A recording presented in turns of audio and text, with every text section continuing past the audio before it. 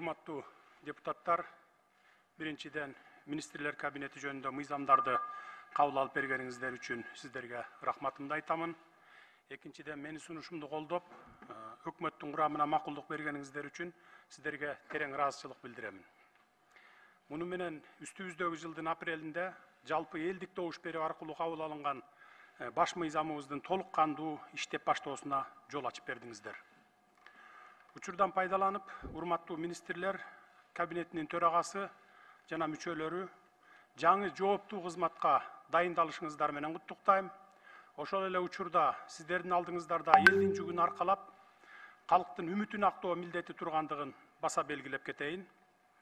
Мамлекетибиздин, элибиздин келечеги үчүн жан үрөп, талыкпай тынымсыз иш алып барасыздар деген ишеничим бар. Сиздердин алдыңыздарда олуттуу жана тез арада чече турган бир катар тапшырмалар турат. Өтүгү жокко өзүм барам, тону жокко саламайт дегендей, астыбызда кыш келе жатат. Министрлер кабинети элдин камын көрүп, даярдык иштерин активдүү улантыңыздар.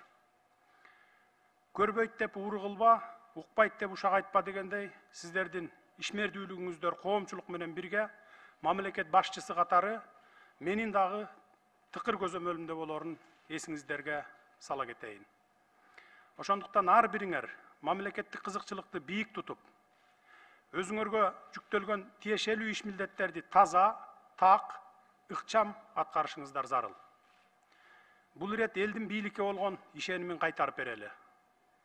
Күнү түн иштеп, мамлекетти оор абалдан алып чыгууга татыктуу салым кошуу сиздердин өлкө алдындагы адамдык дагы, жетекчилик дагы милдетиңиздер. Мындан ары талаптар катуу болот. Жарандардын кайрылуулары жоопсуз калбай, оң жагына ыкчам чечилүүгө тийиш. Министрлер кабинетинин мүчөлөрү элдин жашоосу менен жакындан тааныш болушу керек. Элге жакын болуп, аймактардагы көйгөйлөрдү жатка билишиңиздер зарыл. Ошону менен бирге, аймактардагы көйгөйлөрдү чечүү жолдорун өзүңүздөр дагы билгениңиздерди сунуштаңыздар. Жалпы министрликтер мыйзам чыгаруу органы болгон жогорку кеңеш, жана башка аткаруу органдын жетекчилери, аймактардагы жергиликтүү өз алдынча башкаруу органдары, айыл өкмөттөрдүн башчылары менен тыгыз иштешүүнү талап кылам. Мурдагыдай жогорудан буйрук берип коюп күтүп отурмай, статистикалык маалыматтарды чогултмай, аймактарга же түзүмдүк бөлүмдөргө дүжүр жоопторду берип коюп, маселени натыйжалуу чечпей, бюрократиялык кылып, эптеп кутулмай көрүнүштөр жоюлушу кажет. Мындай министрлер дароо кызматтан алынасыңар. Урматтуу эл өкүлдөрү, министрлер кабинетинин жаңы курамы жана президенттик администрациясынын түзүмү толук куралып бүттү. Жаңы курамдар сиздер менен макулдашылды. Буга чейин да айтып келгем, бул иретте айтып кетейин. Мен былтыр чоң жоопкерчиликти мойнума алгам. Мен ал жоопкерчиликтен качпаймын, жана алган багытымдан кайтпаймын. Эл мага таянса, мен элиме таянам. Элдин мүдөөсү менен жаңы баш мыйзамды кабыл алганбыз. Иштөө үчүн эми бардык шарттар түзүлдү. Эми элдин жашоосун мындан ары жакшыртып, экономикабызды барган сайын көтөрүү ниетинде болушубуз керек. Эл өкүлдөрүнүн колдоосуна ээ болгон жаңы команда, жаңы дем, жаңы күч менен жигердүү иштөөсү зарыл. Бири-бирибизди сындап отура турган мезгил өттү. Азыр баарыбыз башыбызды бириктирип, чогуу чаран кеңешип, мамлекетти өнүктүрүүгө гана багыт алышыбыз абзел. Кетмен чаппай нан кайда дегендей, ар бирибиз күжүрмөн эмгегибиз менен гана ийгиликке жетише алабыз. Азыр ар бир мүнөтүбүз, ар бир саатыбыз баалуу, убакытты текке кетирбейли. Кылган ар бир ишибиз жыйынтык алып келүүгө багытталышы керек. Ишиңиздерге дагы бир жолу ийгилик каалаймын. Ел үчүн, мамлекет үчүн ак кызматыңыздарды арттыра бериңиздер. Кудай буйрса, бул өкмөт туруктуу иштейт деп ишенем. Мүмкүн болушунча узак убакыт иштеш керек деген ойдомун. Анткени эгемендүүлүк алган 30 жыл ичинде 35ке жакын өкмөт алмашып кетти. Бул деген сөз ар бир өкмөттүн иши алдыга жылбай, бир эле орунда турду дегенди билдирет. Анткени ар бир өкмөт экономикалык, социалдык программаларын даярдап бүтүп, мына эми иштеп баштайын дегенде алмашып кетип жатышты. Ошондуктан биз февраль айынан бери экономикалык жана башка бардык тармактар боюнча 5 жылдык программабызды даярдап бүтүп, Keçе günü жарлык менен бекиттим жана дароо эле өкмөттүн жаңы курамына ушул программаны ишке ашыруу милдетин жүктөп, сиздердин макулдук берүүңүздөргө жөнөттүм. Колдоп бергениңиздер үчүн дагы бир жолу терең ыраазычылык сиздерге. Эми учурдан пайдаланып, дагы бир маселе боюнча айта кетейин. Мына алдыда парламенттик шайлоо келе жатат. Көпчүлүгүңүздөр кайрадан шайлоого катышып жатасыздар. Кай бириңиздер партия менен, кай бириңиздер бир мандаттуу аймактардан. Менин сиздерден суранарым. Келиңиздер шайлоону таза, адилеттүү жана так өткөрөлү. Талапкерлер, партиялар, сиздер тараптан добуш сатып алууну токтотсоңуздар, административдик ресурсту колдонбоо жагын мен токтотуп берейин. Буга эрким да, күчүм да жетет.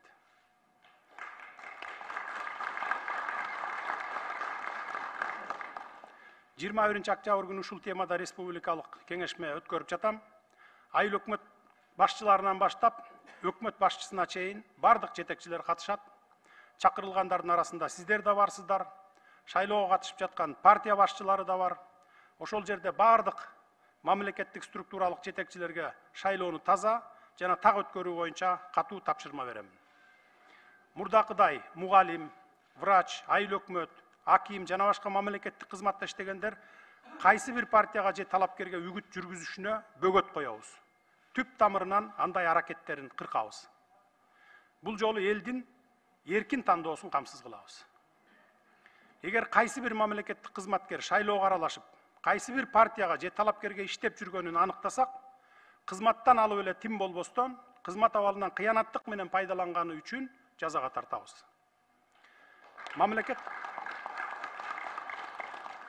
Мамлекеттик кызматкерлер шайлоого аралашпастан, тескерисинче шайлоону максималдуу түрдө таза, так, ачык өткөрүүнү камсыз кылып берүүгө алар милдеттүү. Ал эми элдин добушун сатып алам дегендерге бөгөт коюу үчүн жалпы элдин, таза талапкерлер, таза партиялардын жардамы керек болот. Сатып алам дегендерди колго чабышыңар керек. Анткени эл баарын көрүп, билип турасыздар.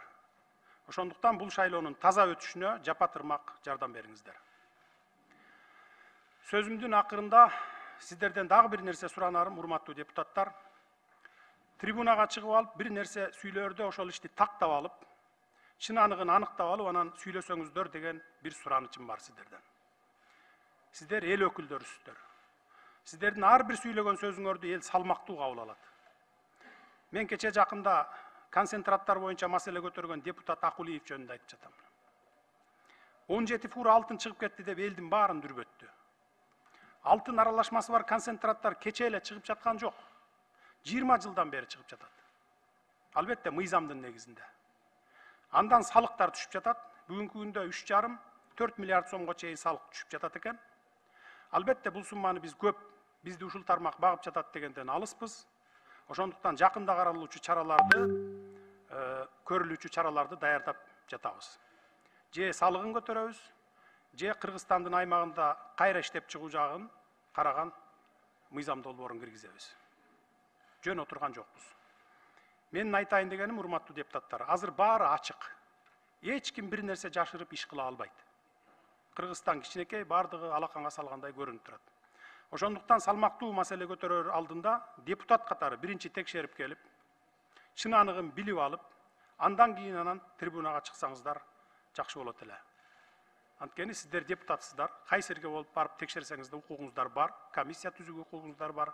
Биринчи чын аныгын тактап алып туруп, анан келип айтса, бу далилдүү болсо, элге да ишенимдүү болот. Мен деле депутат болгом, бирок бир да жерден далилсиз баланча мындай дейт деп сөз сүйлөчү эмесмин. Качан тактап алып, өзүм 100% ишенгенден кийин анан алып чыкчу элем ушу трибунага. Бизге тынчтык керек. Урматтуу депутаттар, урматтуу министрлер кабинети бир багытты, бир максатты, өлкөбүздүн өсүп өнүгүүсүн, мамлекетибиздин эгемендигин чыңдоону көздөгөн ишибизде бири-бирибизди колдойлу. Бир жакадан баш, бир жеңден кол чыгара, ынтымакта иш алып барсак, ошондо жаркын келечекке, жакшы күндөргө жетебиз. Кудай Кыргызстаныбызды өнүккөн өлкөлөрдүн катарына кошсун, элибиз бейпил турмушта жашасын. Бул үчүн болгон күч аракетибизди аябайлы, көңүл бурганыңыздар үчүн терең ыраазычылык билдирем. Дагы бир жолу сиздерге ыраазычылык.